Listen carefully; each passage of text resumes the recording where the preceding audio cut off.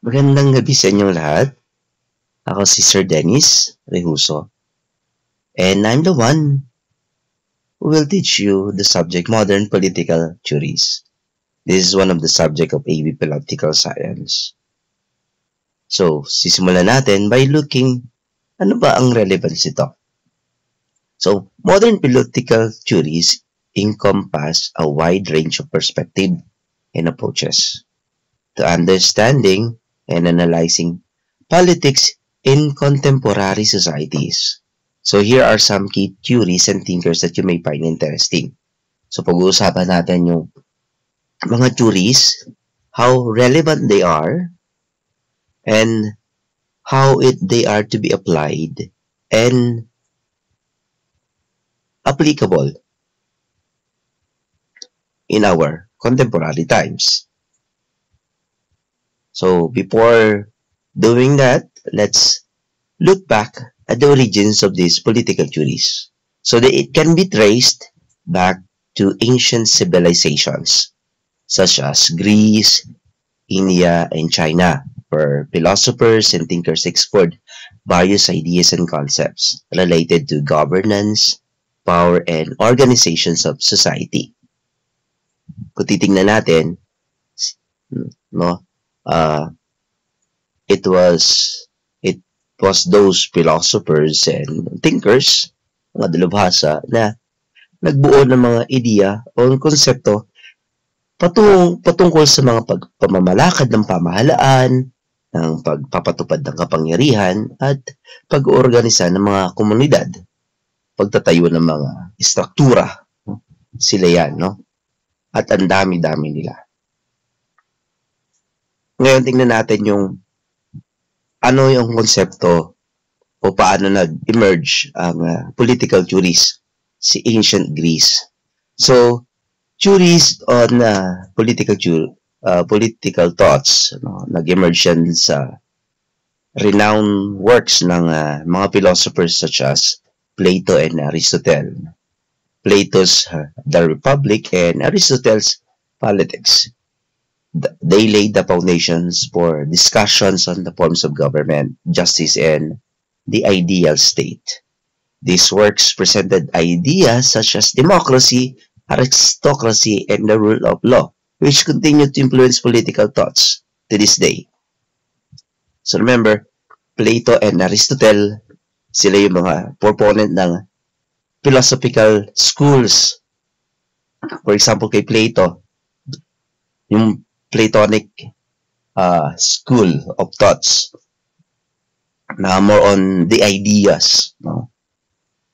That's why it emerged dun sa kanyang works na The Republic, the ideal state, the ideal society, no? While Aristotle, empirical one, no? Siya yung tinatawag nating empiricist na he wanted na to see is to believe. He wanted na ang gusto niya lahat kanyang naiintindihan, kayang applicable. So these philosophers are truly, no, the proponents of these political ideas and theories. And for example, marami pa sa kanila actually, no? Marami pang ancient Greece philosophers who started this political theories and ideas, no? Na it influences later on, no, other political thinkers. Now let's go to ancient India. Simula natin ng political theories in India, dun sa mga text ng Arthashastra, no, by Kautilya, also known as Chanakya, provided guidance on statecraft, administration, and diplomacy. So si Arthanastra contain detailed instructions for rulers in various aspects of governance, including taxations, war, and foreign policies. No? So, natatandaan ninyo sa ating history, di ba? Even during those times of early civilizations, no? Sa Mesopotamia, no? May mga certain political thoughts, ideas, and rules, no, na nakabatay dun sa mga tinatawag natin mga pamayanan during those times. So, for example, the very known code or set of rules, no, na visible, naging well known for its humanistic approach at pagkaano sa kanyang mamamayan. For example, the Hammurabic law or Hammurabic code, no? Isa yan sa mga ancient texts which provides us the idea na ganito pala, no? Ganyan pala yung panuntunan nila nung ganitong panahon, no? Another na magandang tingnan is yung ancient China, no? Dito in ancient China, it also developed yung mga political theories, no? Sa mga develop niya si Confucius, si Lao Tzu, no? Mga Taoist, marami sila Confucianist, no? Mga legalistic thinkers, no? Confucius, for example, emphasized the importance of ethical governance, social order, and the moral character of rulers. So, tatanda natin dun sa kanyang golden rule, di ba? Siya nagpasimuno niya, no? While the other legalist thinkers focused on the strict laws, centralized authority to maintain social order and stability. So, madami sila din actually. Kung isa-isahin natin sila, no? We just trace the origins of these political theories. So, during the medieval period, no? Dito nag-umusbong and expounded, no? Nag-expand yung political theories, nag-evolve further, no? Mga, for example, dito yung mga Islamic political philosophy, no? Na-develop nila even Khaldun, no? Who discussed the rise and falls of empires, laws and governance, no? Kasi naaalala nyo during this time, no? Yung mga, di ba may mga, ito yung mga panahon na kung saan yung Christian Europe was bit by bit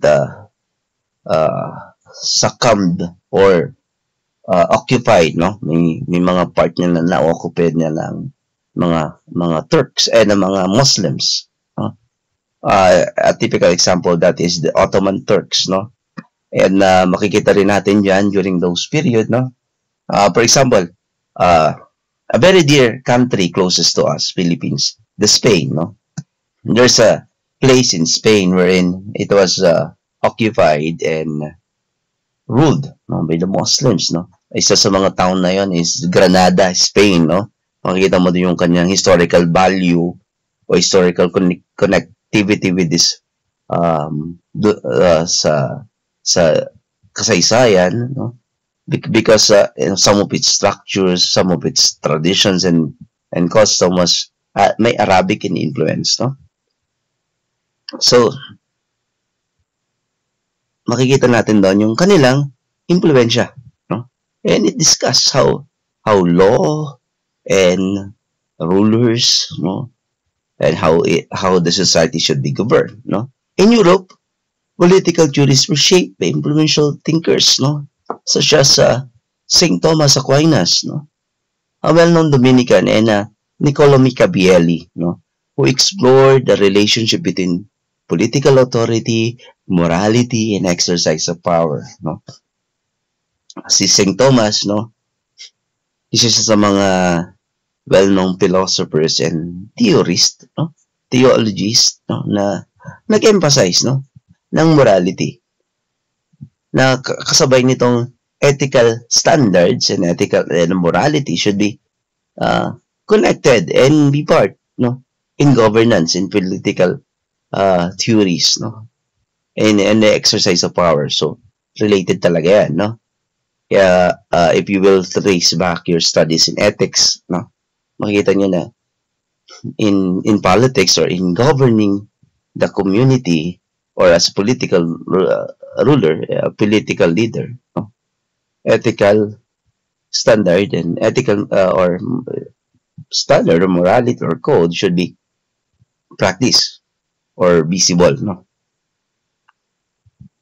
And then during the Enlightenment era, no, of 17th and 18th centuries, no, brought about a significant revolution in political thoughts, no. Thinkers like John Locke, Jean-Jacques Rousseau, and Thomas Hobbes explored the ideas of natural rights, social contracts, limited government. No? These theories were influential in shaping the modern democratic principle and the concept of individual liberties. No?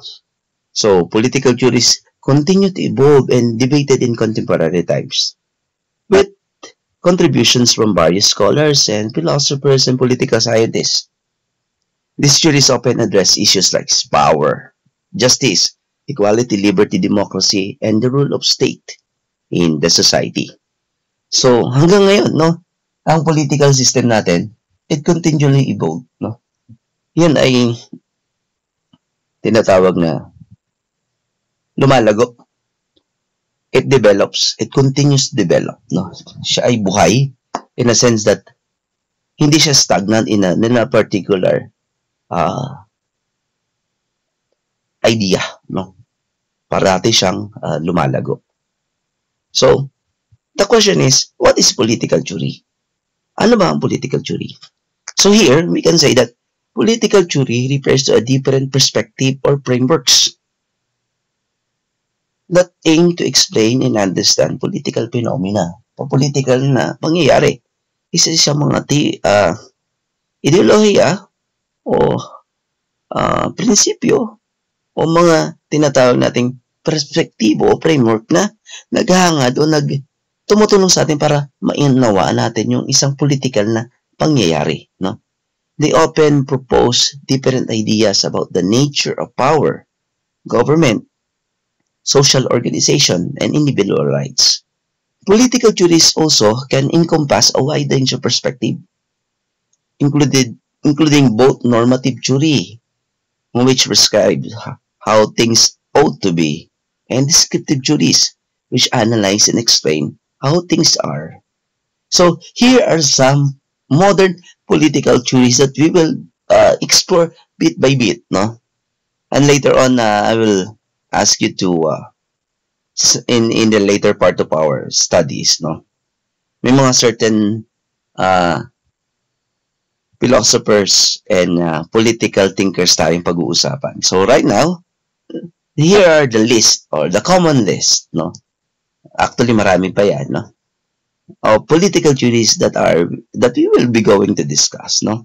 First is liberalism, conservatism, socialism, feminism, post-colonialism, environmentalism, critical theory, anarchism, communitarianism, constructuralism, neoliberalism, postmodernism, cosmopolitanism, and post-colonial feminism. So, marami pang iba yan. So, some of these ideas and thoughts, no, in between ng mga, may mga lumalabas, may mga offshoot, no, na mga political system, political thoughts, ideology, no, may lumalabas yan. So, here, sa ating pag-aaral, we will discover many things. At sa atin yan, if you will, how we can grasp it and how we can apply it to our own life and in our society. So, bit by bit, alamin natin yan. So, thank you for listening and I hope we will continue to discuss this further. Muli, thank you mga kapatid.